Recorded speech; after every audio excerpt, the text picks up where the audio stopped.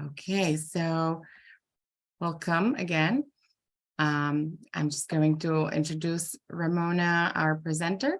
Ramona came to disability rights advocacy after a decade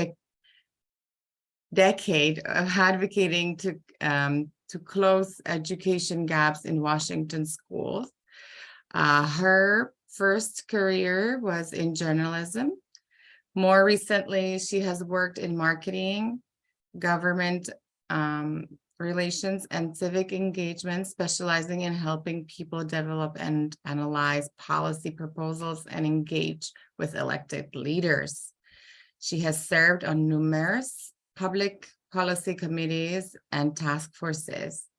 She first started working on disability issues as a government relations coordinator, working with parents statewide to implement social emotional learning, positive behavior interventions and supports, equity access and opportunity for students with disabilities, and ending use of restraint and isolation. That's been quite some time, and we are still advocating for that. At the ARC of King County, she oversees community change champions and activist program for people with disabilities and the King County Parent and Family Coalition. She also produces news and education materials to help people understand and engage in public policy. Welcome, Ramona, and I'm going to turn it over to you and take us away. We're excited. Okay, all right. Well, thanks, everybody. Thank you for the introduction, Yana. So my name is Ramona.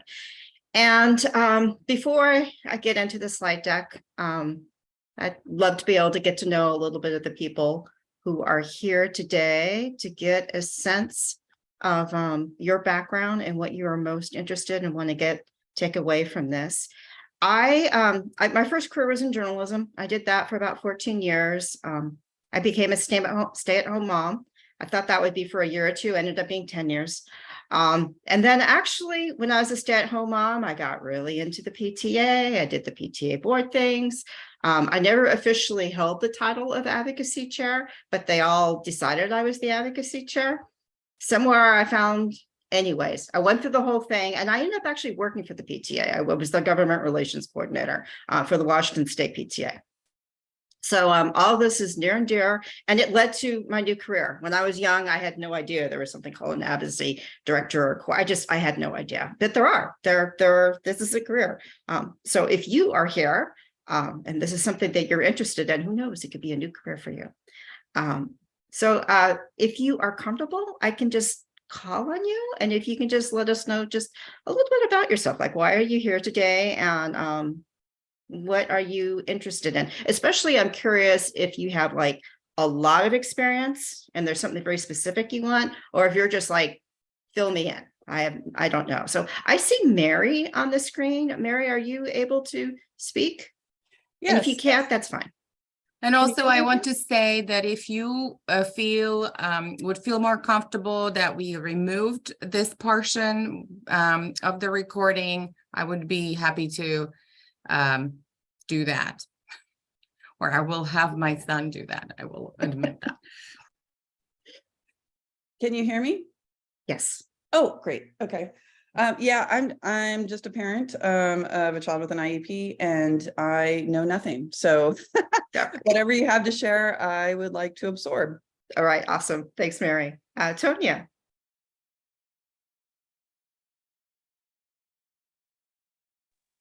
Good morning. My name's Tony. I'm a mother of 3 boys, and my youngest has an IEP. I'm just here to learn, and I received an invite, and I decided to come this morning. And dealing with the school, I'm the vice president of the IPAC right now. So I am involved with the school district. And yeah, I'm just here to learn. Okay, awesome. Thank you, Tony.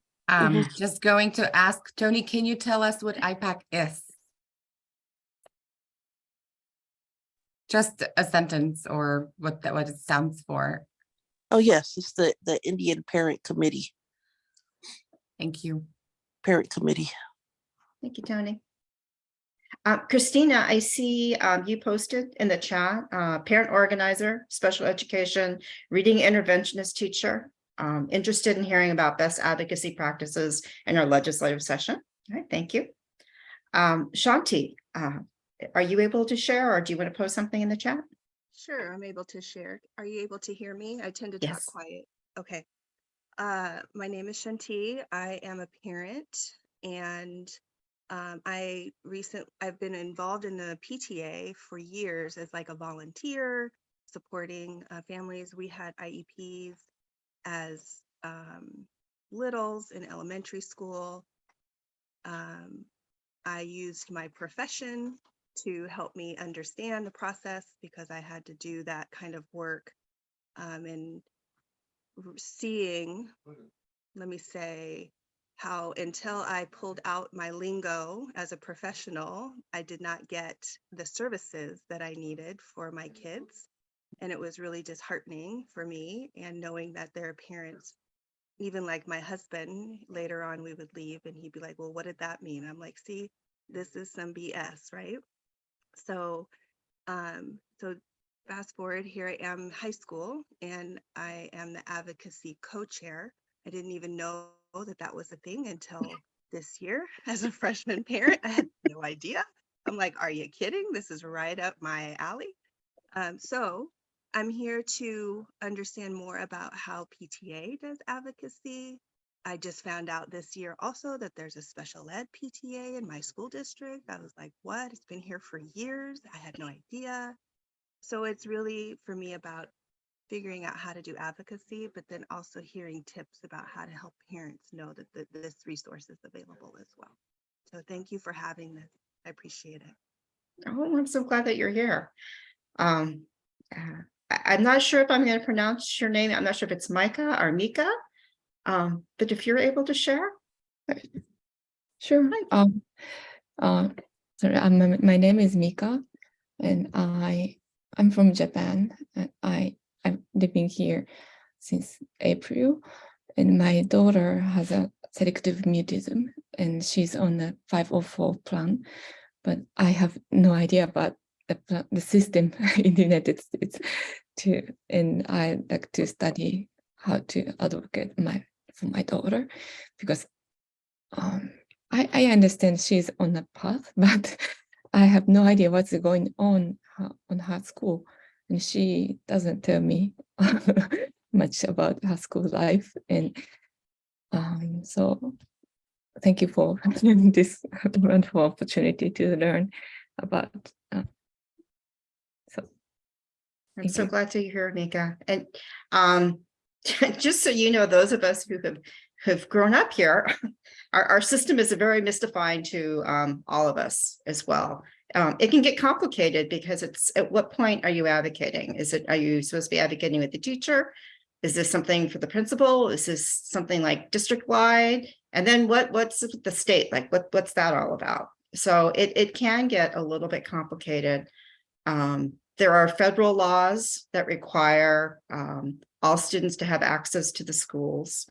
And the way for them to have access comes through the law called the Individuals with Disability in Education Act. So those of you whose children have IEPs, that's because of that law. Mika 504 plan comes complements of something called Section 504 of the Rehabilitation Act of 1973, which is a really long name. That essentially means public programs. If you get funded through federal dollars, you have to be equally accessible to people with disabilities, and they need an equal opportunity to benefit. So not just like let them in the door, but they actually need to be able to benefit. And Section 504 is in the schools, but it's in all public things. And then there's also a law called the Americans with Disability Act.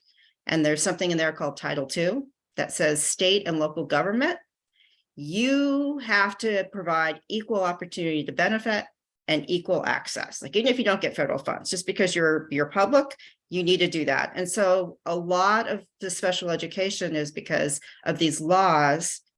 And I'm going to go into the legislative session. I'm not going to go into this one. This is a whole other curriculum.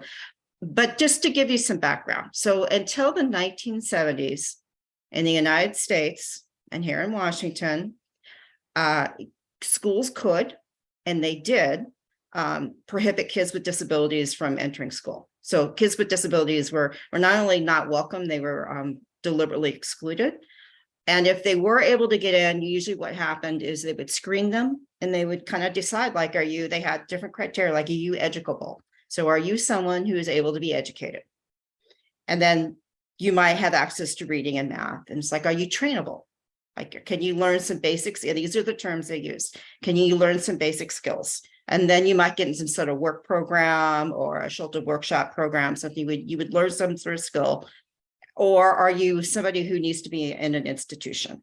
And until the 1970s, it was quite common for children with intellectual and developmental disabilities to be referred directly into institutions, and they would live their lives in institutions. And 1970s, I know some of you are probably way younger than me, but we're talking 50 years ago. So a generation and a half, 2 generations ago. But the point with that is that there's a lot of people, there are a lot of legislators making decisions. There's a lot of people who are running school districts who still grew up and in these systems where kids were excluded. And even if they didn't grow up, if they technically were after these laws were passed, you still have the legacy of these laws. We really didn't see disability civil rights until the 70s, and the Americans with Disability Act wasn't passed until 1990. So there's a lot of baggage, unfortunately, in our system. And what I'm going to talk about today is about the state system and engaging with the state system. And the state system is important because the state will pass laws, especially they do something called write the budget that decides how much money our school districts get. And they can also pass laws that direct school districts to do certain things. So those people here who maybe want more funding or more resources, the state legislator is really where you need to go. And so that's where we're going to start today. And I am going to go into my screen share and start. This is Yana. I'm just going to say one thing, that if you feel like this is really overwhelming, don't worry, it is complicated and quite a complex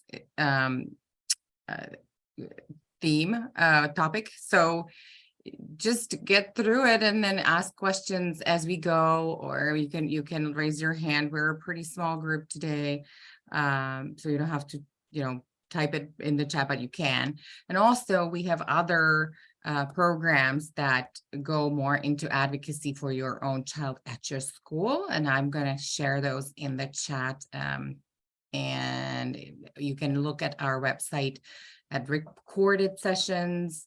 And also you can always reach out to us. We're always happy to talk to parents and to help them navigate the system.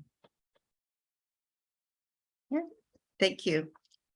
All right, so today we are going to talk about the legislative session overview, and it's a message writing workshop. And I would also like to emphasize that even if you're doing this and you're thinking, well, I just want to be able to talk to my child's teacher, I think the tips in the message writing part will also be very, very applicable to really anything.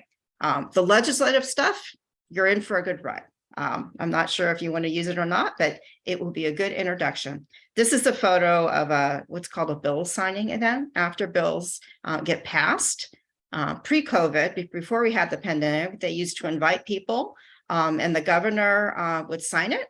And then people who wanted to could all get pens, and there was a photo op and everyone was happy. And this was after a bill that advocates worked on it was actually a access to healthcare insurance bill for people with disabilities. But these are all just regular people who got a bill passed. So just quickly, who is the ARC of King County? We work with people with intellectual and developmental disabilities across the lifespan. So everything from birth into end of life care. We work with people on any topic, but the most common are special education, housing, and access to Medicaid long-term care. So people who need personal care, things like that, we help them access it. We also do a lot with Social Security benefits and things like that. Essentially, if you are trying to navigate the different laws and systems out there to support people with disabilities, we're a good resource for that. And on this slide, there's a link to our website if you're interested and would like to learn more. I'm sorry to interrupt again, Ramona. I also want to mention that the ARC of King County has their parent partnership program that supports families and helps them find volunteers to attend IEP meetings or, support them in other ways, again, to navigate the system. So I'm going to also put that information in the chat because I think it can be so overwhelming, right? So any resource is always helpful. Yeah, we do both like one-on-one, like if you have a question or concern, we can do one-on-one support. And then we also do trainings that are specifically around IEPs. We do matching between parents, both for IEPs, but also just in general. Sometimes if you have a child with a particular diagnosis, it's really nice to be connected to another parent out there who has walked in your shoes and has a lot of advice to give. So we are definitely a resource for that. Public policy, what I do, by the way, at the ARC of King County is I'm in charge of policy and civic engagement. And how we put it is we're all part of a big outreach team, and information and family support side, they help people like figure stuff out, navigate the system, and try to get supports in place. And then my side, we try to change the system and improve it and make sure it is well funded. So I get to be in charge of changing the world. That's what I like. And public policy is a big part of that. And what I always like to get people to think about, especially in American politics, and this could be different in different countries, but public policy can mean a couple things depending on your perspective. And generally, it's considered that the rules that we live by in a society. So all that how fast you can drive, that's a public policy. Do we have schools that all kids can go into? That's a public policy. So these are like shared rules that we all agree to. But I also want to emphasize that public policy, the word public, at least in America, means that there is an expectation that the public has the opportunity to influence that policy. And we do this, so like when we pass laws, there's a whole process involved that has to be public. There's hearings where not only can people go and watch the hearing, they can provide testimony, so they can help influence bills or legislation as it's being written. A bill, by the way, is a piece of legislation that hasn't been passed yet. So it's a proposal. This is an idea for a law change, or this is an idea for a budget that we want to have. That's all that a bill is. So I always like to emphasize that you have a voice in the public policy. So not only do you have a right, but really our system is designed around an expectation that the public is helping to guide lawmakers. And the lawmakers, by the way, so we have what's called a representative democracy. That means we vote in representatives. They represent us in making decisions. So they're making decisions on our behalf. Sometimes we can directly, there's a whole process, there's an initiative, or citizens can create and pass their own bill, but generally most of the laws are passed by representatives, and you've got them at all levels. You've got a local school board, you got your state legislators, there's also county, there's a city council, there's a county council, there's Congress, which is federal. So we elect representatives at all these different levels. And today I'm going to be focusing on state legislators. And these are people who only pass laws that apply to Washington state.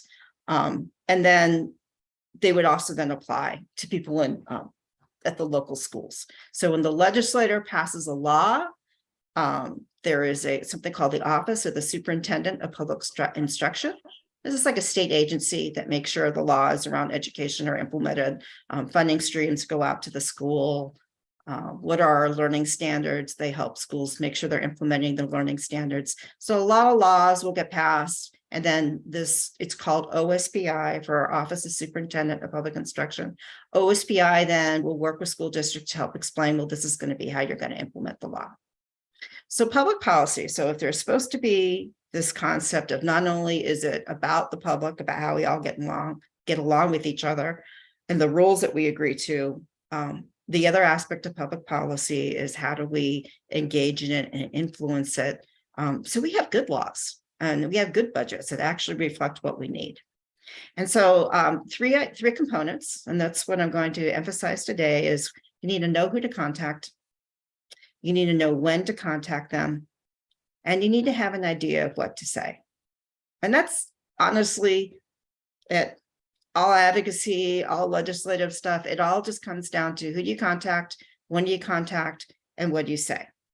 And the reason why we go into what the legislative overview is because depending on what's going on, it's going to have a lot to say. That's going to influence who you actually want to reach out to and when it's important for you to reach out to, and when it's important to reach out to them. So, who to contact. And if there, Yana, if you could let me know, I don't have the chat open on my screen. I'm just on a small little laptop today. So if somebody puts something in the chat that I need to know, just feel free to, interrupt me and make sure. But I'm right now, I'm not monitoring the chat. I will do. All right, thanks so much. All right, so who to contact? Okay, your legislators. These are the people that you've elected to represent you. And even if you aren't a citizen, they've still been elected and they still represent you if you live in their area, because they're going to be making decisions about how your school system works and your child is using that school system. So they're still your legislators, even if you did not elect them. So your own ones, those are very, very important. You want to have a relationship with them. But if you actually want to get legislation passed, you also need to look beyond your own legislators. And you want to look at legislators who are going to be able to influence whatever it is that you want to get done. So for instance, do they sit on a committee that's going to consider the bill? Do they have leadership positions? Are they held in high regard by other legislators? So for anything to happen, there has to be consensus that that's a good idea. There often needs to be momentum to push this idea along. And so those are the kind of people that you want to make sure that you're contacting. So your own legislators, because they're going to actually be able to vote on the piece of legislation. But also there's other people who are involved in the process. And I'll be going into that in the next slide, I believe. You also, if we're talking about a piece of legislation, the governor is important because the governor can veto. So legislators pass policy. The governor doesn't come up with policy. The governor has policy recommendations, but it's our legislators who actually pass the laws and decide what the policy is going to be. It's the legislators who actually write the state budget. The governor will propose a budget and legislators will read through it and say, well, here's what we're actually going to do. And they will write a budget. But the governor can veto a law or a bill. And what really happens is it's not common that they veto a whole bill, but the governor can veto sections. And I don't know that he've ever really done a lot with policy, but you do see sections in the budget that get vetoed. It's not common, but it's also not unheard of. So that happens. And so you want to make sure that the governor is on board and also values whatever it is that you're trying to get done. And then there's allies who can help build the cause. And your allies can be other parents. Your allies could be other legislators. Your allies could be people like me, who I'm not part of the PTA, but I'm in an organization that supports people with disabilities and works with families.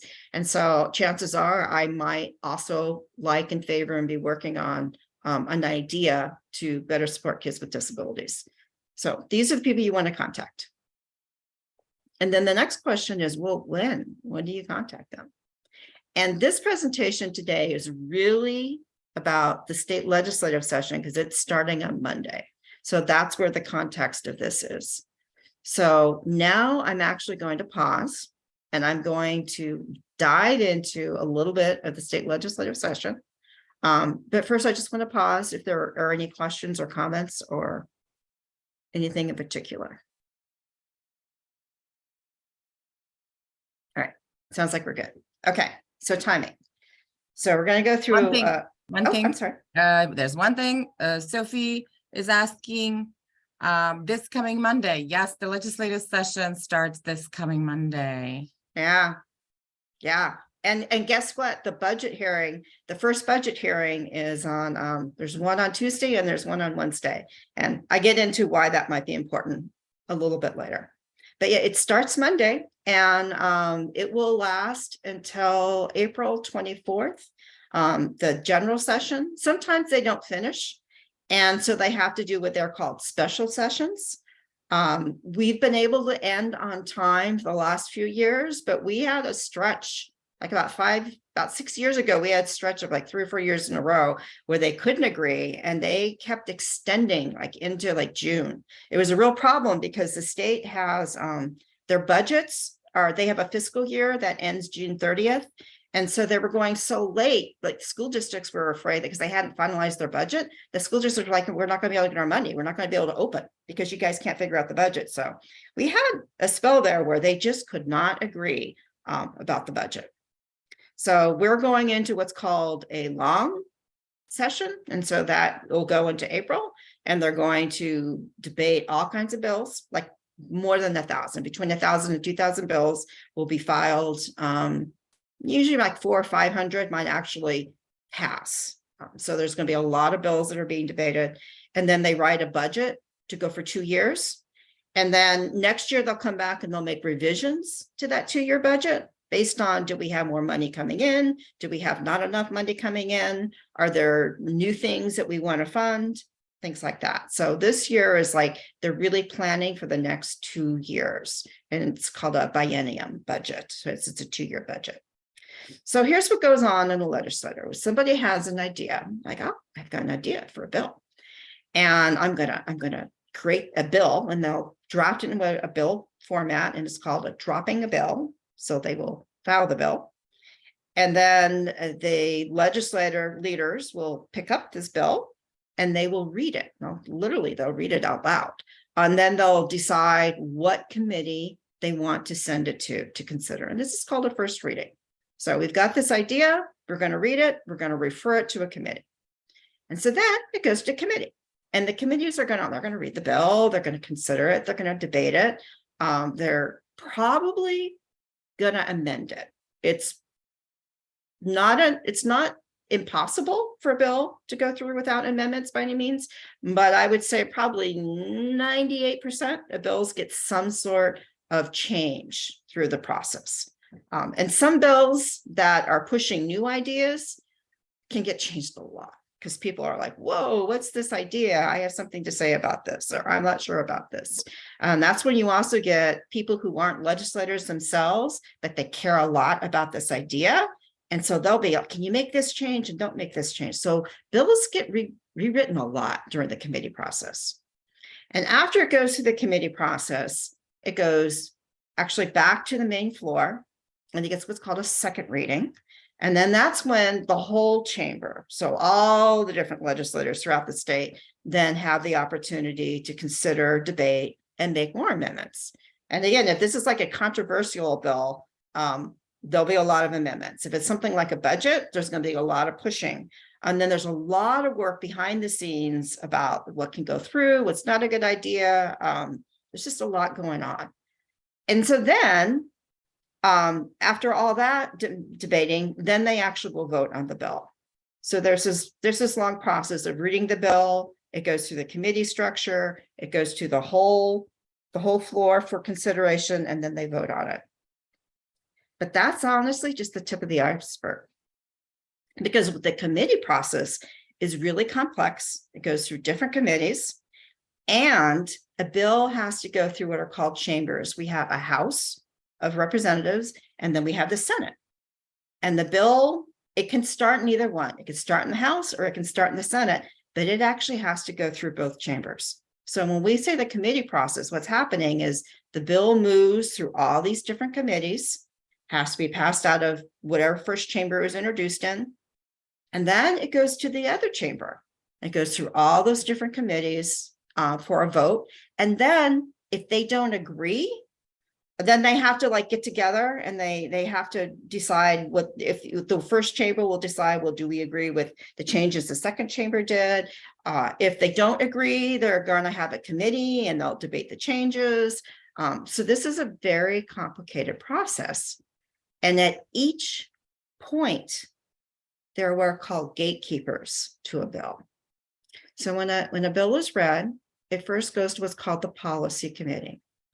So let's say there's something right now called Inclusionary Practices Project in the state. And this is something that the state agency, OSPI, they're trying to help all school districts and all schools learn how to be inclusive. So more children are served in a general education setting to the maximum extent appropriate. So they have this Inclusionary Practices Project. And so the policy aspect of that would be inclusion is important. Here are the benefits of inclusion. We don't have enough inclusion in Washington. In fact, we're one of the lower ones in the nation. We don't have enough inclusion in Washington. We need to have inclusion. That's the policy portion of this bill. So it will go to the policy committee and they'll debate that. And then it'll move on to what's called a fiscal committee. So if this idea has a price tag, then the people who are going to write the budget, they need to hear about it because they need to decide, A, is this something that we think is important enough to be in the budget? Do we have enough money for this? And how much is it really going to cost? So it goes to what's called the fiscal committee. And they have different names. I love the Senate. The Senate calls it Ways and Means. The House calls it Appropriations, but these are budget writing. So it has to go through the fiscal committee. And then, assuming that it passes those, and most bills do not make it out of fiscal committee, assuming it passes that, then it goes to something called rules. And these are people, they're all legislators. This is a committee that gets together and they look at all these bills. Again, thousands of bills get dropped. Well, maybe 2,000 bills get dropped, but only hundreds actually pass. So the rules looks at these bills and they decide, all right, is this really a good bill? Like, do we have enough consensus around this? Is this like just an idea we're not ready for? And they're a big gatekeeper and they decide, okay, we think this one's good enough. It can go to the floor for consideration of all members. A lot of bills don't make it out of rules. Sometimes they sit in rules. And then even when it gets referred out of rules, if it gets moved out of rules committee into the floor, again, thousands of bills might be dropped. There's a deadline. Like all bills have to pass. You have different points in the calendar. Like everything has to pass the policy committee by this date. Everything has to pass the fiscal committee by this date. Everything has to get to the floor by this date. And then it has to pass the floor by this date. And then that part of the session is over. So even if it gets to the floor, leadership gets into the action and they can decide, they prioritize. Okay, well, this one's more important than that one. So let's make sure we do this one. And some bills, they get introduced, people say, hey, yeah, great idea. And they get passed just like that. I mean, honestly, it might be 5 minutes. Other bills, they can debate for hours or days. And that's when a lot of amendments get in. If it's a controversial bill, if there's politics involved, where there's different philosophies about if this is a good idea or not a good idea. And people will use this system to delay or fast track. So you have this whole process that this little bill has to get through all these things. And then also there's all these people along the way that will influence the bill. So say you want inclusion. You want to be able to let your legislator know, hey, I like inclusion. I know the session's starting on Monday, and I really hope that you do everything you can to make sure that we have more inclusion in our schools. And by the way, also, I keep getting told that my child can't get their one-on-one IEP because there isn't any money. So it's really important to me that we have enough funding for special education, so that all these things that are in the IEP that my child's supposed to be getting, they're not getting. I want to make sure that they're actually getting the services that they're promised. This is very important to me. So that's a really big key thing. You're going to let your legislator know that, so they can represent you and they can make decisions that help that along. So they're going to look for, okay, I want to make sure that if there's a bill about inclusion, I want to promote that. If I want to make sure when we're looking at the budget that we have enough funding in there for special educations. That relationship is really important. But they don't come into play until they get to the floor. The bill has to make it through all these other policy committees. So, and then each of these committees has a chair. And the chair decides, am I even going to hold a hearing on this particular bill? The chair will decide, like after they hold a hearing, the chair will decide, okay, was it a good enough bill? Do we want to bring it up and see if we want to vote it out of committee? So the chair is a huge gatekeeper. They could kill that bill at any point. And then you have to convince the other people on the committee that, yeah, this is a good idea. It's really important, because you need their vote and support to pass it out of committee. And some committees are small. They're like, on the Senate side, you have some committees that have like 6 people on them, 7 people. Some committees are huge. Your budget writing committees will have like 30 people on them. So it really varies. So that's a big thing. And then if it moves into fiscal, it's a whole other process. Again, you have the chair. The chair is going to decide, is this bill even worth, like, should we even consider this bill? And then the chair can also decide, okay, we heard it, but are we actually going to move it out of committee? I have seen many times a fiscal committee will hear a bill, but they do not move it out of committee. It's that a lot of bills don't make it out of fiscal. And then again, as I said before, rules isn't so much of who's the chair of that, but you do have a group of people who have to decide, is this bill important enough? And they take turns. It's like each legislator say, all right, Janine, it's your turn. Pick a bill. Which bill do you want to go? And so Janine will pick a bill and say, I think this is important, X, Y, and Z, Y. And then everyone has to agree and, move forward. So you have to have all those rules committee. And if nobody on the rules committee knows anything about special education, doesn't know anything about, how your kid is or isn't getting their services, doesn't know anything about inclusion or doesn't value inclusion, then that's another place where, your bill could die. And then of course there's the floor. And then at the floor, you need support for everyone, as everyone has to pass. So it's very, very important. And we always say, like, contact your legislator, let your legislator know that's important. And it is. That's like at the minimum, sending a note to the person who's representing you is important. And by the way, you have 3, you have 2 representatives and you have a senator. So that's really important. But if you are actually working on a piece of legislation that's near and dear to your heart, if you actually want to get something passed, then you also need to be able to engage as this bill goes through different committees. And there are hearings. So it's easy to do that. When they have a hearing, you just have to know where to click when you go. And that's where someone like me comes into play. The Washington State PTA, they have I don't know what her title is, but essentially she's a lobbyist. And she will also tell you, like, hey, this bill is coming up. Here's how you testify. So there's people like me who do this professionally, where we tell you here and when you need to testify. But it's important that you just understand that if this is something you care about, it's not just your legislator. You gotta convince the whole building. So that's what I'm trying to lay out. And after all that, it has to go through the other chamber. So if this bill drops in the House, then it has to go through the Senate. So there's Ramona? a lot involved. Ramona, Yeah. I'm sorry to interrupt. And I didn't catch whether you explained what drop a bill and kill a bill is, because it is Yeah. a lingo Yeah. that is Yes. widely used and not everyone knows that. And Yeah. I know Okay. as English, not, English as a second language speaker, that Yeah. was very confusing to me. Yeah. Okay. You're a great, you're what's the word I want? Filter. You're a great filter for this. So drop is actually, they literally drop the bill. So what happens is they write a bill.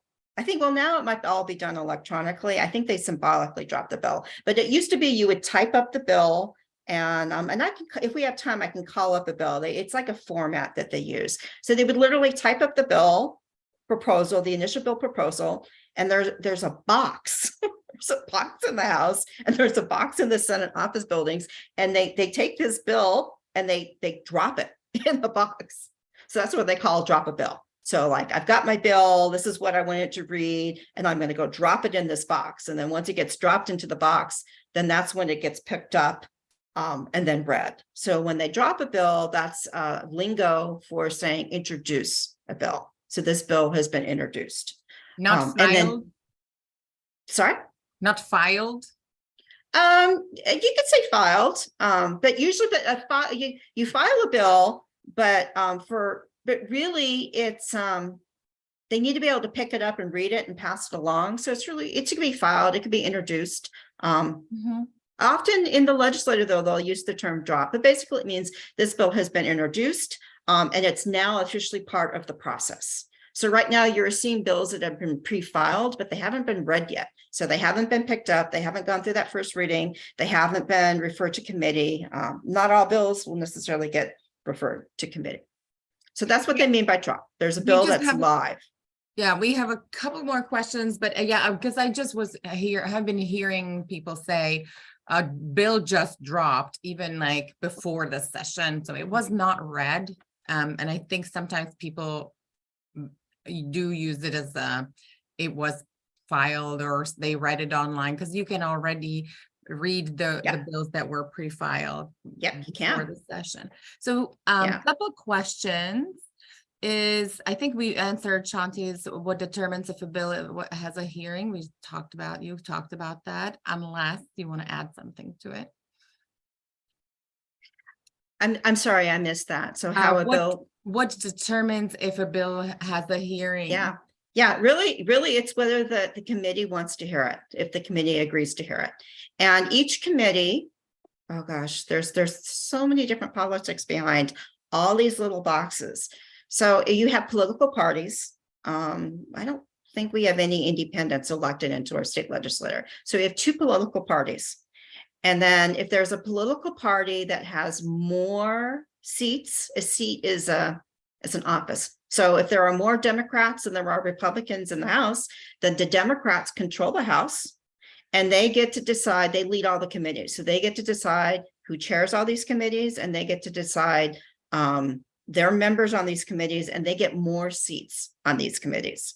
So say there's 17 seats on, there's actually way more on education usually, but say there's 17 seats on the education committee, the Democrats, since they're the party in control, they get to have one more than the Senate, so they control them. So this is where a lot of politics come into play in the background. But officially, it will be the chair will decide, but the chair will often do that within consultation with other members who are on the committee.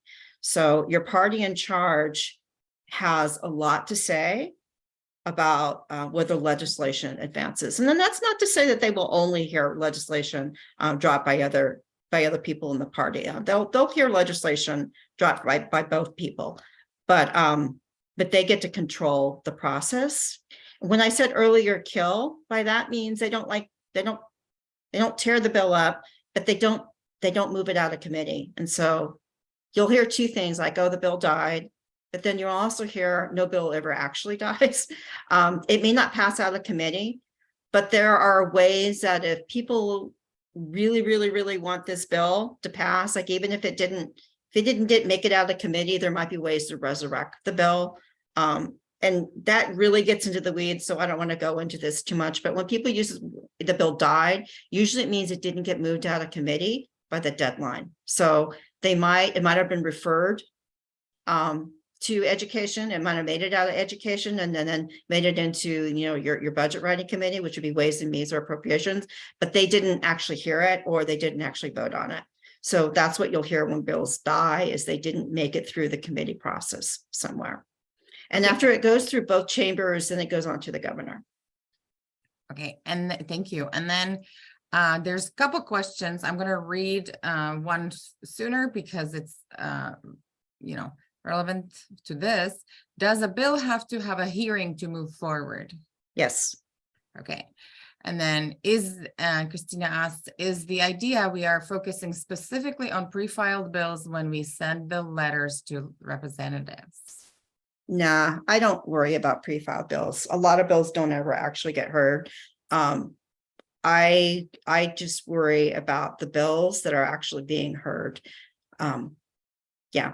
And I'm going to try to get through these slides. I want to call up the website so you can I want to show you a place on the website where you can find out. If you go to the main website, there's something called the daily agenda, and then you can go to all the different committees and you can see what's on their agenda. And these are the bills that you might hear the term live. So these are bills that are actually in play. So again, like maybe 2,000 bills are filed. They'll probably all be referred to committee, but the committees aren't going to hear all the bills that are referred to them. They'll only hear some of the bills. So you can go in and read all the pre-filed bills, but chances are they aren't going to see the light of day. And so I personally just wait. I just wait until I know this bill is actually going to have a hearing and it's actually going to have some traction. And unless it's like you're not trying to track all bills, there's just one thing that you really care about, then you might want to track that. And especially sometimes it's like, this is a process where this is assuming, like I'm going from the perspective that there's something that changed, there's a bill that you really like and you want to see through it pass. But sometimes that's not what the case is. Sometimes it's a bill that you don't like. You don't want this bill to pass through the system and you're really worried about this bill. So it goes both ways. I'm curious. This is not a live website, but it's just a screen grab of a website, and I'll explain it. But I'm curious. So people today, were anybody at the legislative forum? I'm sorry, the forum around special education funding. Was it Wednesday So night? Thursday, It was Thursday. we had a legislative forum funding with Seattle legislators that was co-hosted by the Seattle Council, PTSA, Seattle Special Education, PTSA, and Seattle Educators Association. That was Thursday night. I was there. And Ramona was there. Anyway, yeah, I was it there. was recorded. I am not sure if or when that's going to be posted because there's a lot of sharing by families, but I will ask. And, always keep an eye on our website with resources where we store our videos and recordings. So, well, the reason why I asked if anyone was there, because it's a kind of a classic thing. Like, so before an idea even makes it to the legislator, again, because it has to go through that whole process, there's all these different gatekeepers. It's like, you really need to build, a group around a bill. Like one idea, one person never gets one idea all the way through. You might have some people who have a really good idea and they're like the driving force behind it. I mean, they're there at every hearing, they're there, talking to all the different legislators. So you might have one person who has a big impact, but for any legislation to pass, you have to have a group of people behind this idea, trying to help it through the process. And I brought up the forum because this is something that is really, it's a really good tactic to do. So this is one where there's a lot of people who have been worried about special education funding for a long time. It has been very, very difficult to get the changes made that a lot of advocates want actually through the legislator. So this was a forum where people explained, this is what the problem was. People explained, this is how it affects me. And they invited legislators, so the legislators were there and they could hear this. And it's similar to what a bill hearing would be, because when a bill gets introduced, people are going to testify and they're going to say, this is why this bill is important to me, et cetera, et cetera. So when I sat and I listened to the forum, I wasn't presenting, I was just an audience member. And I took track of, okay, what legislators are here? Who are the other people here who I know, like who are going to be the allies around that? And I took note about that. But then that night after the forum, I contacted all the legislators. Like one of my legislators was there in the meeting. And so I contacted her. She publicly said, I will support this. And so I contacted her and I said, I am so glad that you were there. It means a lot to me. And I'm so glad you're going to support this. This is why it's important to me. So I did her personally. But then I also went to all the other legislators there. And I said, I'm really glad that you were there. I'm with this organization called the Arc of King County, and this is an issue that a lot of people in our organization care a lot about. And this is some other information that I think is important for you to know. So, because these were those legislators, those are the people, they showed up, they listened. They're probably going to be the initial allies around this bill to help this idea get through. So that's a strategy when we're talking about like, who do you contact? There's the lead person who's probably going to sponsor the bill. You want to thank them. There's your legislator. You want to thank them, but anybody else who comes along. So here, this is an example of a bill page. The Washington State Legislature has its own website. And on the left side of the screen, you can go into the House of Representatives, you can go into the Senate, you can find your district. If you click on the Find Your District, you can type in your address, and then it'll pop up and it'll show you on a map what that district looks like. He'll give you the name of your legislative district, and then it'll also tell you who the people are who represent you. And then you can click on those names, and then you can find out how to contact them. So it's a really handy website for that. And then also everything's on here. But this is the bill page. And on the bill page, when bills are dropped or introduced or filed, they're going to get a number. SB in this case stands for Senate bill. If it has an HB, it's going to be House bill. They all get a number. They get some sort of name.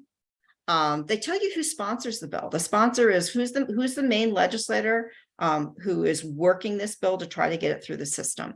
The first name is what's called that. They're called the sponsor. They're the main sponsor. And then anybody after that first name, they're co-sponsors. So in this one, this is actually the budget bill.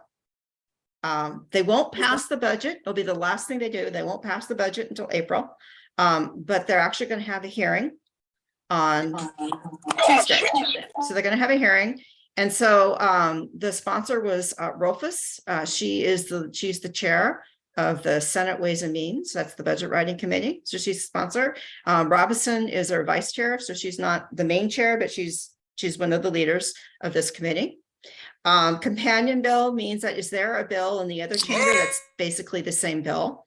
And they do this. I don't really know why, but they do this for bills. Sometimes you have the same bill working through chambers.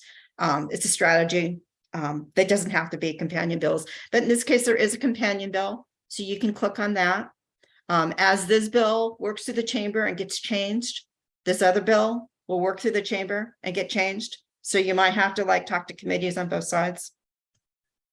Also, one of the reasons why I really like this, there's a bill that you like and you know the number. And again, somebody like me can tell you what the number is and tell you the link to the bill page. If you go over to this comment on this bill, you can click on that button and then you put in your address and then it'll pop up and it'll say, these are your legislators. What is your position on the bill? And then you can type in your position and then you type in just it can be a short note or a long note. They probably it's probably more like a paragraph. They probably have a character limit on it. But you type in briefly why this bill is important to you, and then that will automatically go to your legislators and it'll automatically be filed in the system that you support this bill. And this is really important because sometimes when they're making these decisions about what to actually move out of committee, what to actually pull out of rules, what to actually take up on the floor, they'll look to see, well, are there a lot of people who care about this? Is this important to the people? And so when people are commenting on bills, when people are signing in on bills, they look to this and this gives them indications yeah, this is a big issue. So this is a bill page and it's something that can give you a lot of information to do. And the main thing that I like about is clicking on that button for a comment on this bill. So that's just one of the easy things about it. So who do you want to contact? Your legislators, other people who are working on this bill, and other people who have influence about how the bill makes it through all those different committees. And then how often do you want to contact, especially your own legislator? So some people will send the legislator. Well, most people don't contact their legislator at all, ever. That's the norm. So if you even send your legislator one note, that's more than most people do. And, pat yourself on the back. That's really great. But people who are very successful at getting legislation through, they develop a relationship with their legislator. And I would recommend contacting them very early in the session. And that would be like a general communication, like, I'm Ramona, I really care about, we're just going to pick special education funding. I'm Ramona, I really care about special education funding. This is what I hope you do. I know we really need to invest more in it. We've got this cap. Please get rid of the cap. I hope I can count on you this session. I don't actually know yet if there's a particular bill. At this point, I just want them to know that I'm here. In general, I really care about education, and then I'm counting on them. So this is more of an introductory email. And then once a bill, if there's actually a bill number, then I'll let them know, like, oh, by the way, I told you I really cared about special education. Well, there was a bill. There's a bill dropped. Here's the number. I hope I can count on you. Or if I don't like it, I would say, there's some bad ideas in this bill, and here's why I don't think it's a good idea. This is how it could affect me. So And again, they're voting on these bills on your behalf. They're deciding what goes into the budget on your behalf. So it's important that they understand what's actually going to help you or not help you. So always comment when the bill is dropped or heard, and session's going over. And then I probably wouldn't weigh in with them. But then if there comes time for a key decision, like it's sitting in rules or it just got out of rules, I might then also drop them another note and say, hey, just want to let you know that bill, well, yeah, it did. It made it all the way through rules. It looks like it's going to come up for a vote. And I really hope that you can support it. And by the way, if you're tracking this, I'm going to go back to this bill page. This one's blank because the session hasn't started yet, but they actually will tell you. They'll show you, like, if this bill, as it goes through committees, these little dots on there will get filled in. So you'll be able to see where the bill is in the process, and their legislative assistants will call the bill up and see where it is in the process. And then afterwards, you always want to thank them. You want to thank your legislator. Thank you for supporting the bill. Thank you for listening to me. And then also, if you're really working on a bill, then you want to make sure you're thanking your sponsors, you're thanking your co-sponsors. When a bill gets out of committee, you email all the committee members and say, thank you so much for voting that out, or assuming they voted it out. If they didn't, you can say, I'm sorry that you didn't support it. I'm glad it made it out of committee. If you ever have any concerns, you can contact me, or you can just, contact the people who voted on it. But you want to thank people as it goes through the process. And again, this is because you want to be able to demonstrate that this bill has people behind it. It's important to you personally. It's important to a lot of other people. There's momentum. People are counting on them because there's a lot of bills out there. And then this one is the importance of budget. And this is, sorry, there's just some background. 1 second. Some background noise. Yeah, we have some people who are being inappropriate here. So. Oh, okay. Go ahead. So, okay, yeah. That's right. So I'm going to pause. Do people have questions at this point? Yeah, we do. So Christina asks, or Christina, do you want to ask yourself? I don't want to speak for you unless. Sure. I'm just interested in the best place to track which education-related bills have been heard or dropped in kind of a more friendly format rather than, or is there a place for us to follow it? Does the ARC have for us to follow it if we're referring folks to, if we're trying to gather momentum around a specific bill? Where's the best place to sort of learn about that in a way that's a little bit more user-friendly? Yeah, so you'll have two options. One is I track it all, and I have weekly updates, and I have in this slide presentation, there's a link where you can subscribe to the newsletters that we put out. And so I'll put out something weekly and I'll flag like, this is the bill, these are the bills, and this is the committee. I track all kinds of things. So it's not just education, it's all kinds of things. So that might be a little bit overwhelming, but I do an update and I will alert people like this is a bill, and I will provide direct links on what to do and how to do it and basically guide somebody through the bill. PTA, I'm assuming they still do it. They actually usually have somebody who does it. I used to have this job where the same thing. I would track the bill, tell you this is the bill number, this is where it is. They're doing testimony on X, Y, and Z days. So, and they used to have action alerts that you could sign up for. So I would.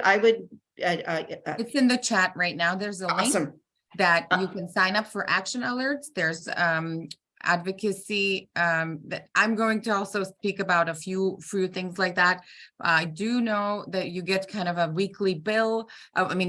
Not bill, email from Lizzie Sebring, or whomever is currently the advocacy chair, and then you can kind of pick through what is actually currently happening this week to get ready for testimony or submitting a comment on the bill.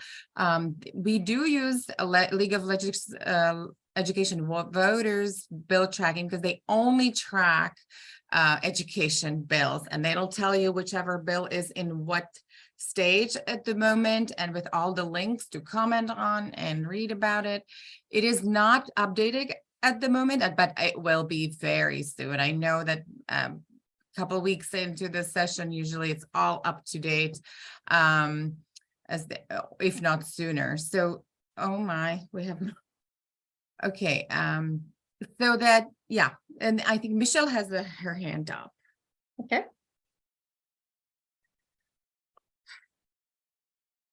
Michelle? Her question's in the chat. Yeah, I put my question in the chat because I'm so congested. Okay. Sorry. I put in there, how do we know which reps or senators are sensitive to special education? Like, is there like the A team? Is there like Captain America? Is there like I can't hunt them out. Yeah. Are there heroes? How do I find them? Honestly, it's kind of word of mouth. What I recommend is getting a group together and kind of going through them. It's like, well, how have they done that? I think I'm going to try to get through these slides. I really want to go to slide deck. One way to do is like when you you can look somebody up and you can click on them and you can research people. So you can see these are bills that they sponsored. If they're brand new, they aren't going to have a history yet. But if they've been a legislator for a while, you can click on it and you can say, well, these are the bills they sponsored. And so that'll give you an idea of, are they there? So your first place, though, would probably be the committees, like on the education committee. I can tell you that for special education, key people, Jerry Paulette is one of the few legislators who actually introduces legislation around special education. He's not actually on the K-12 education committee. He was years ago, but he's a big champion. Lisa Callan, who's a legislator out, I think, Issaquah. She's not a Seattle person, but she's somebody who has been I would say an ally. I don't know if she considers herself a special education person, but she's definitely been an ally on some of the bills that really support special education. The chair of that committee, Sharon Tomiko Santos, her mom was a special education teacher, years and years ago. So she's always had an affinity for special education. I noticed when we had the Seattle Special Education PTSA and Seattle Council PTSA, anyways, all the people who go to the forum we talked about earlier, some of those legislators spoke. And so I listened, like, okay, and some of them shared. And the 36th, Julia Reed, she's actually my new representative. I need to get her name right. She shared that her mom was an occupational therapist. Like, so a lot of times it's just like people sharing and you make note of it and it's kind of collective wisdom. And I don't know if the Seattle Special PTSA has really done that exercise, but I would really encourage you to do it. And you just kind of like go through the list, like, what do we know about this person? Do they have any kind of connection? So that's a good way to do it. And then also another way is on these bills. Any bill that sort of touches that's been filed or introduced, is you go and you look at who's co-sponsoring this bill, like who is leading on this bill and who also agrees that they like this bill. And that's also very telling. And unfortunately, with special education, a lot of times you'll see a bill that's introduced and there's one sponsor or maybe only one or two co-sponsors. Special education just has a lot of people like, well, I don't really know. It makes people tense. Like, I don't really know what that system is. I know it's complicated. It's different. I don't really know, unless you're in it. It's like, I don't really know what it is. And so they don't really want to dive into it. And so that's another reason why education is really important. So that's how you make a connection to your legislator, because you're your constituent. It's their job to represent you. Later on, they might want your vote. They might even want, or maybe a donation, but there's a relationship you can develop with your legislator, and then you can educate them, and then you can make them an ally. But otherwise, I would look at who is actually sponsoring bills and then who actually is voting on these different committees. So I will say one thing that I learned is that when you go to the legislative website to find your district, it's called District Finder. And I put it in the chat earlier, but I can repeat that. And then you will actually only get to put in your address, and you will get to contact your own legislators. If you want to contact the actual bill sponsor, you can contact them directly via email, but you can also comment on that bill. And I will put a link here with the contact list for all legislators. And yes, Ramona, we have, when we meet with legislators, we do research on kind of who they are, what is their issue, what is their priority, and we kind of try to take that angle. We are hoping that we will get more people involved this year. I will be posting a link to our form if you are interested in testifying, being contacted and alerted, so that we can have more organized advocacy during the session. If we know there's a bill, then we would invite people and alert them on the particular issues. So I will drop that in the chat. Right. And my apologies for the constant, when people go in, log in, we've had quite a few people come in, but I think it's one person that Janice has been diligently removing. Okay. Thank you, Janice.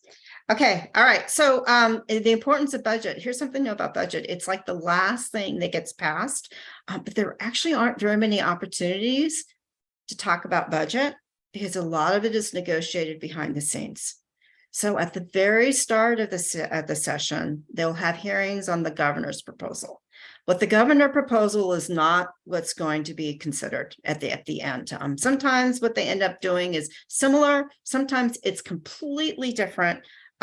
It's a starting point. So the governor, actually by law, the governor has to introduce a budget proposal. So the governor has sent in his budget proposal. They're going to hold hearings on it.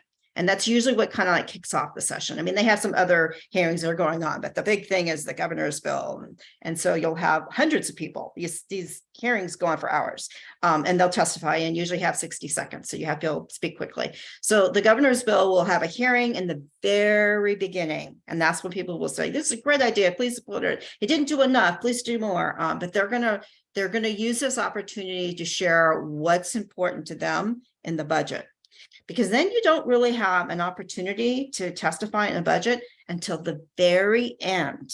And what happens then is that really that budget, 98% of it has already been negotiated. It's kind of determined because as they're passing these different bills that have fiscal notes, it's like, oh, we got to write that into the budget.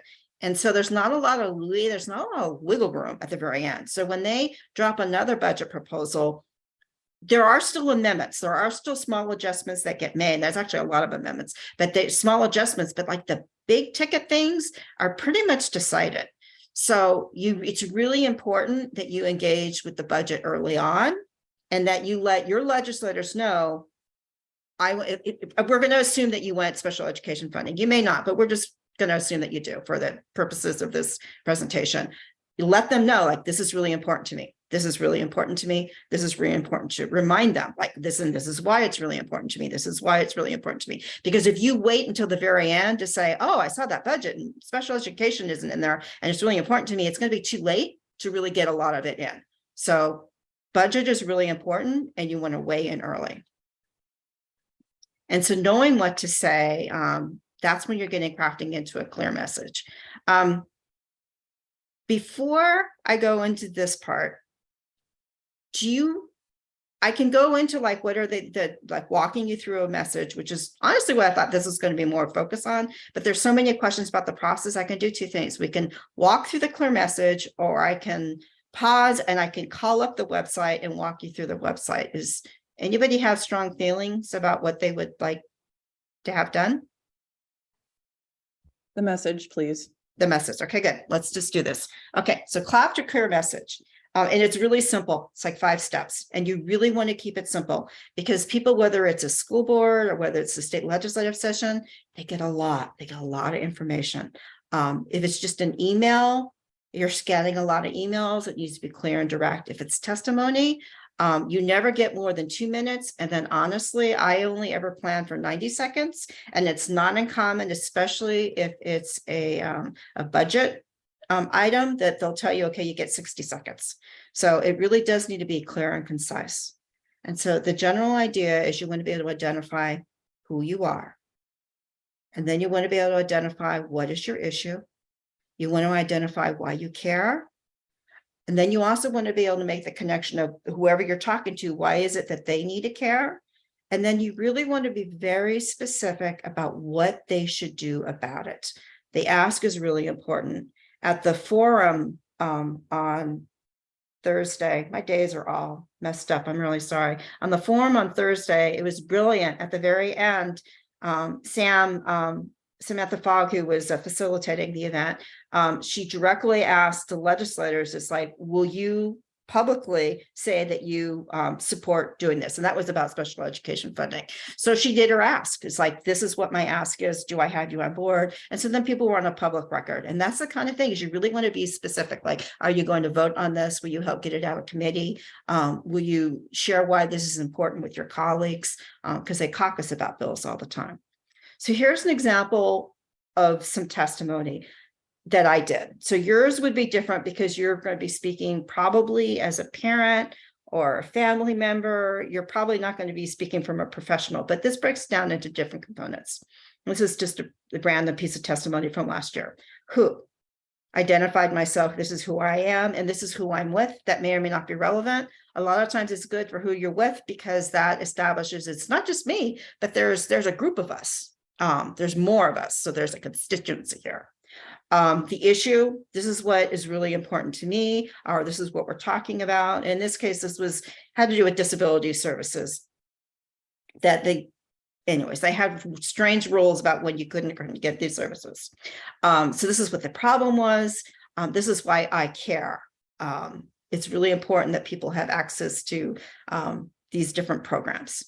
And then this is why the audience should care. And then I also had an action. This is what I want you to do. And so this, I actually went into, this was testimony. I went into it with this one. This was 90 seconds. I sat there and then the chair said, okay, we got too many people.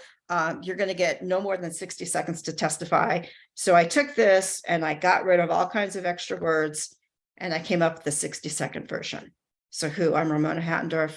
I'm with the ARC of King County. I'm speaking in support of this specific bill. I gave the bill number, and we advocate for 30,000 people. IDD stands for Intellectual and Developmental Disability. We're advocating for all these people. So I want them to know who I am. I have a constituency. That's why you should listen to me. For somebody like you might say, I'm Debbie Dean, I'm a mom. my child has this. I live in XX legislative district, and I'm part of the special education PTSA. So you want to identify who you are, and you want to be able to say, like, what's your issue? So in this cases, the issue was our state insists that people have access to day services, either or, that's isolated people and undermining their well-being. Like, they were only getting services as they're employed. Employment coaching is really great, but if you don't have to have a job, then you don't have access to these employment services. So we want to make sure people. So there was an issue here. Why I care. DDA services are habilitative. That's a word that basically means that continually learning how to do it. You keep and maintain skills. And so this is why I cared. I had a reason for why I cared. And then I said why the audience should care. And then I had an action. I actually had the exact same points, but I said it in a more simple, streamlined version. So not only for timing, but what I really wanted them to hear is that you need both. You need to get this service, which we have, but you also need to be able to let them have access to this other service. It's not an either or, it needs to be a yes and that was really what the ultimate message was. And so now what I'm going to do is I'm going to give you a case study, and then we're going to go through each of these things I just went through so you can practice doing it. So the hearing on Thursday, or not a hearing, the forum on Thursday, the gathering, the event, talked about a proposal to increase special education funding. That we're going to do a couple things.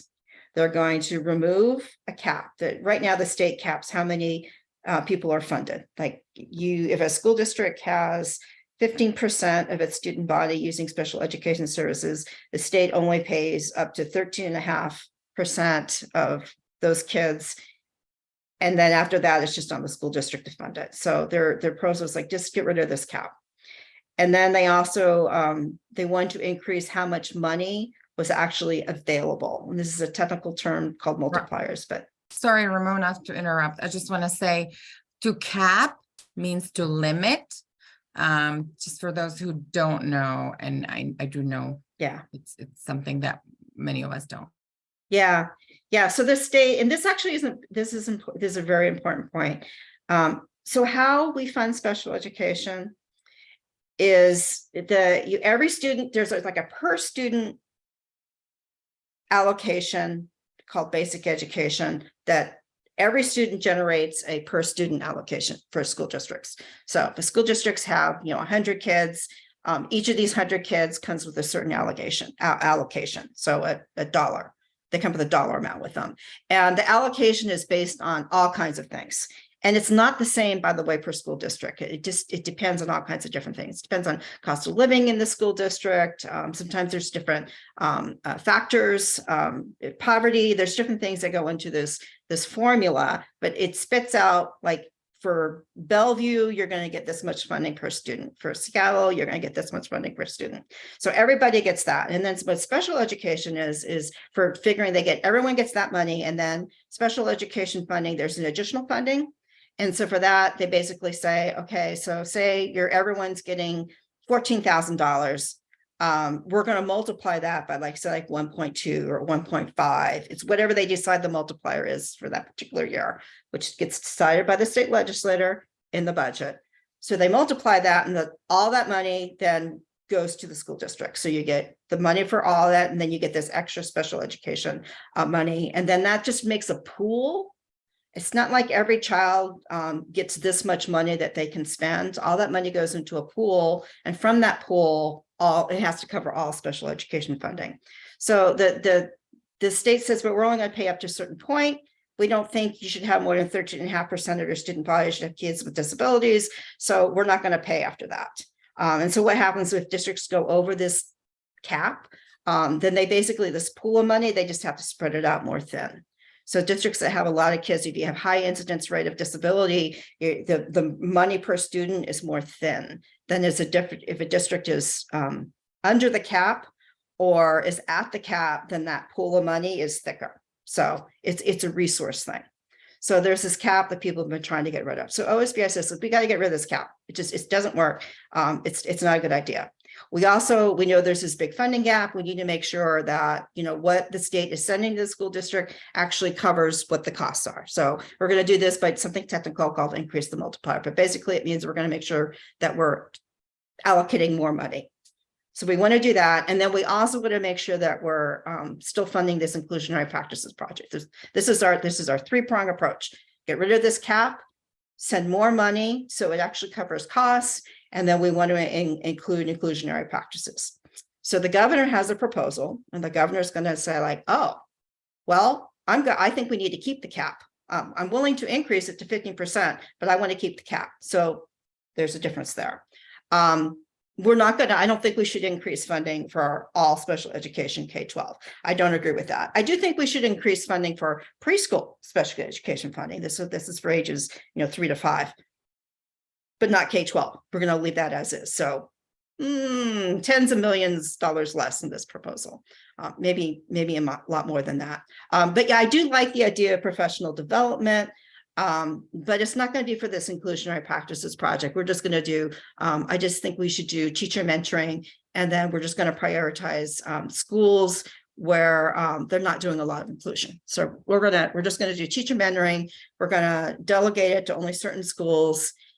And we're not going to increase the multiplier. We're not really going to put more money into that. And we're not going to lift the cap. I want the cap, that I'll bump it up a little bit. So those are your two proposals. So thinking about this, if you have an idea about one or the other, like, do you care about how much money? If you really care, like you don't think there's enough resources, then you're probably going to prefer OSBI's proposal to the governor's proposal. If you care about the cap, you want to make sure that all kids who are getting services are actually generating the funds for those services, then the cap is something that's important. So this is a real life situation, and actually will be heard on Tuesday in the Senate and Wednesday in the House. This is our scenario. And then in that scenario, we can walk through doing a test of testimony. So if you have a pencil ready, or if you want to write on your computer, the first step is, who are you? So who are you? And, why do you care about this? So just really, like, what's your name? If you don't know your legislative district right now, just write down like what, I live in the Magnolia neighborhood. My name is Ramona Hattendorf. I live in the Magnolia neighborhood of Seattle. That's fine. But who are you and your legislative district? Legislative district is important in the context of the state legislator because that keys in people of whether or not they're your constituent. And then any group affiliations. So if you're part of the Seattle Special Education PTSA, you can say, my name is Ramona Hattendorf. I live in the 36th legislative district in the Magnolia area of Seattle. I have 2 kids using special education services in Seattle Public Schools. And I'm a member of the PTA and the Arctic King County, something like that. So hopefully, literally, you're doing this. You're just writing down who you are, where you're from, and if there's any group affiliations you want to mention. And if they aren't, that's fine.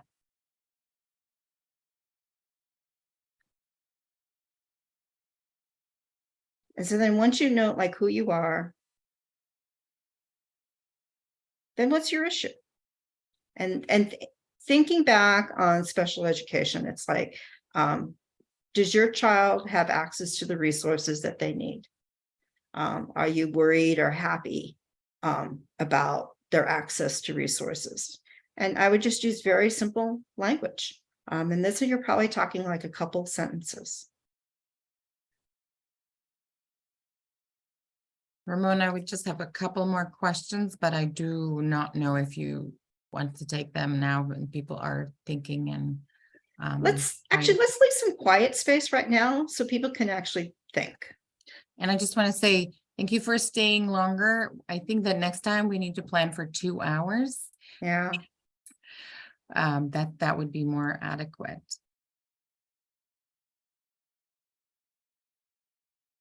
Okay, so you're describing your issue. And why does this matter so much to you? Would it change your life? Would it change your child's life? And this is where you want just a personal story. It matters to me because my child's not able to get the supports they need.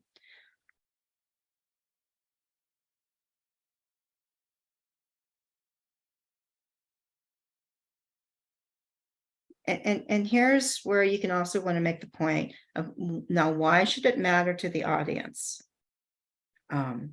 These, kids are our future. They're going to be taxpayers. There's all kinds of reasons. They matter. They're valuable.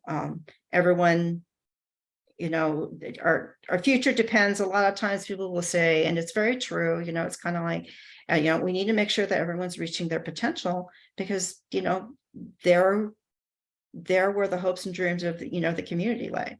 But you really want to be able to say, like, why this is important to you, and why it is that this legislator should care, or school board member, or whoever your audience is. This is who I am. This is what I want. This is why I care about it. This is why you should care about it. And then really be specific, like, what do you want them to do? Do you want them to make sure the bill is heard in committee? Do you want them to vote on it? Do you want them to talk about it? And those are really the basic steps. Is you want to make sure that you cover all your points, though. Who you are, what it is. I want more school funding for special education. Why do we care? Because kids are not getting the funding. Their services are being delayed.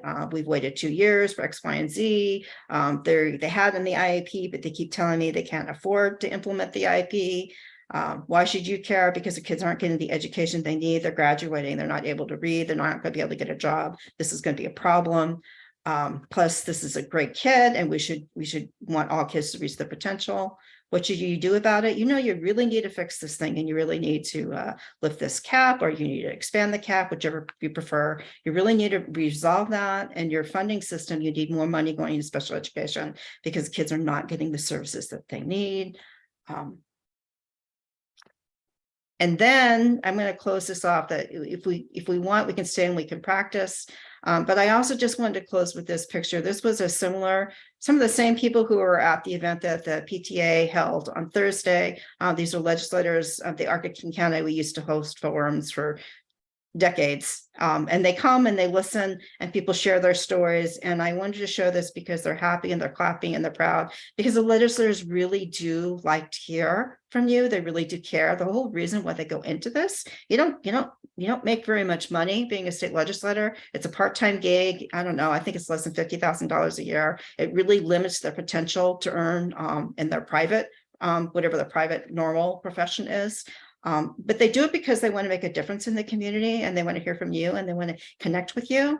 And that when I have seen people come and give testimony and be heartfelt and share their story, they respond very positively. And I want to emphasize that, because it can be very intimidating, especially for parents in special education who sometimes feel that there isn't anybody in their court, and they constantly feel like they're battling. The legislator often is a place that if you can get through to them, and share your story, they're actually very receptive to it, and they usually want to help you. There's links in this that will take you to the website, take you to the district finder. That's where you look up your person, where you can look up for bill information, what these different deadlines, it's called the cutoff calendar, but those are deadlines, like when it has to pass out of policy committee, when it has to pass out of fiscal committee. The legislative website, they also have webinars. They have classes on there that talk about the process. These are just other resources to consider. There's different elements of change where people might be in that path, and that might influence what it is that you want to share with them. But that's that. And I wanted to say we're so out of time. I'm so sorry for everybody. And thank you for being so willing to sit here to the end. But does anybody want to share their story? Does anyone want to practice saying it? Because this is actually pretty important. Michelle. I have a question about the data and about the story, because I really have a hard time narrowing this down to 90 seconds or 60 seconds to keep it simple. And it's super traumatizing for parents to write this out. Yeah. I found it to be very cathartic, but it's also really traumatizing. So, you know, if there was a bill, that would be a lot better for me to say I'm writing in support of this bill, like the example you showed us. But just to generalize and see, you know, I wrote everything down you've done so far. To say the who, the what, the why, and the what. I mean, to keep it simple like this. That doesn't give them very much information about my history and the background and everything that we had to go through and sacrifice. So after you send this simple message, then you can get more involved into the nitty-gritty and like explain more context of the situation. Exactly. There are two things that I would recommend for you to do. And first, thank you for calling out the fact that it is. It's like some people, you're not ready to share a story. Right. It's you can't even, it's like writer's block times a million. Yeah. And it's also, so there's two things. So for testimony, just so you know, you can speak live.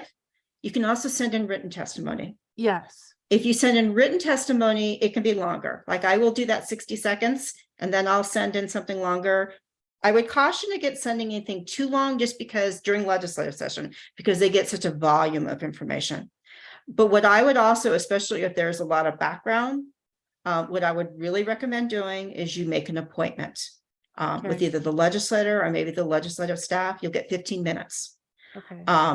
Make an appointment because that can give you time to explain your situation.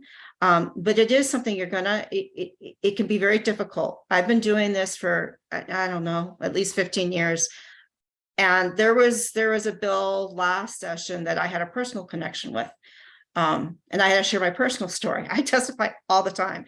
And I did it fine, one, and then they wanted, somebody, it was for another organization. They actually wanted me to come back and do it again when it was in the other chamber. And I said, no, I can't. It was just too close to the heart. You know, I wasn't ready to share. And sometimes that's the reality. I was able to share in written. So I followed up in written form, but I wasn't able to share publicly just because I got choked up and I wasn't there yet. And that is absolutely legitimate. Sometimes we're not there yet. And so that's also like going into the sort of the context, especially since there's a lot there. Like in your case, I would notify your legislators, like there's something that's happening that's going to be under discussion. It's really important to me. Can we set up a meeting? I want to be able to explain a little about why this is so important to me, because I won't be able to tell you in 60 seconds. And so I would do that. When a bill is dropped and somebody like me or someone from the PTA is going to send you a link that says, oh, the bill dropped, click here and share what you think. Then on that one, you can just sort of say, you know, support, and you can just keep it simple. Like this is incredibly personal in my life. It affects my child being able to get the education that they need. You can keep it more simple, but just make sure that you're there. If it's actually going to be heard, if you feel equipped and you want to be able to testify, you can. Just know that it's going to be pretty quick. It's going to be pretty short. I would pick the parts that you know that you can share. Like maybe you want to focus a little bit more on why they should care and not so much on why you care if you're going to choke up. So that would be another strategy, is just sort of if you're not sure, like it's important for you to be there, but you're not sure you can make it all the way through, pick the parts that you know you're going to be able to speak to and maybe just emphasize those. This is a strategy to get through. And honestly, and then just write it out. I would really encourage you to write it out instead. And it's really nice now because again, someone like me or someone on the PTA is going to say, hey, there's a hearing and you can testify and here's how you sign up. So you can choose 3 options. One is just a yes or no, like I support, I don't support. So you don't even have to get emotionally involved. The second one is I want to be there and speak. I want you to hear my voice, which can be very empowering for people. Right. And then the third option is I'm just going to send in a written note and a letter. And those have very powerful as well. So you have 3 options. So this does bring me back to the data question, is that there is so much data with the Office of the Ombudsman. There is so much data with OSPI, not enough data about restraint and isolation, but just data in general. There's so much data. You're talking 296 school districts, right? When I made my complaint back in August to the Office Ombudsman, it was over 4 hours on the phone. So they told me how much their phones and their emails and their websites been blowing up because of special education. So I'm wondering, like, if it's this blaring, if the house is on fire, if the state is on fire, where there's smoke, there's fire. It's like, if there's this much going on with special education, why are we still at these little tiny baby steps here? We're at such these little baby steps of the keep it simple letter and contact your legislators and start. We have 10 PTSAs. It's just not enough. It's a good start, but it's not enough. You know, we have to, the parents have to spend, the parents have to put the time aside to learn this, and the parents have to commit to doing it. On top of all of our other responsibilities. I wish that I could take 10% of Janice's knowledge, Ayana's knowledge, and their energy too. But it's like, if it's that much out there, and it's being reported to OSPI, it's being reported to Chris Reichdahl and to the governor, why are we even going through this extensive process? There could be an executive order, couldn't there? I don't know. I'd have to think through that. But I would say that the process of doing this, like weighing in a legislation, what you're doing is you're making other people aware. This is something that I found in disability in general, is unless you're in the world of disability, people don't understand it. Right. And we see, like, I work in housing policy, I work in healthcare policy. Unless you're there, you don't understand it. So what you're doing, and again, it takes a lot to be able to do this, but what you're doing is you're stepping outside of this. There's like a box, a hard, like steel wall sometimes that you can't even like get a grip hold, but you're put into a box when you're in the world of disability, and everything is boxed in, and it consumes you when you're in that box. But most of the people are outside the box and they really don't understand. They don't even realize, especially something like restraint and isolation. People outside the box don't even know it happens. Like, they're like, what? This happens? And so, like, these little baby steps, what these are is you are making other people aware. They're not going to get change until other people are aware. And then once they become aware, they're like, oh my gosh, you're right. We can't be doing this. And so that's what you're doing. It's these baby steps around you're raising awareness. This is a problem. And by the way, it's a public policy problem. This isn't my problem. This isn't my child's problem. This is a public policy problem. Right.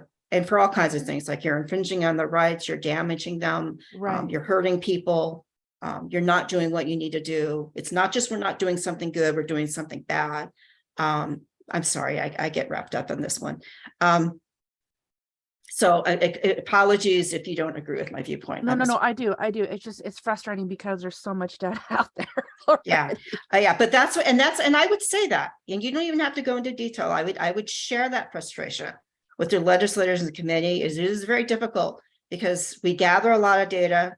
We know these type of concerns come up a lot because and I wouldn't necessarily worry about sharing all the specifics because there are professional people who will probably be sharing those statistics, but you can refer to it. You can say, I would share that detail. Like when I shared and told my story to the Office of the Education Ombuds, it spent 4 hours. Right. And I'm not alone. Right. It was, oh man, I don't want to do it again. I don't want to do it again. Yeah. It was so painful.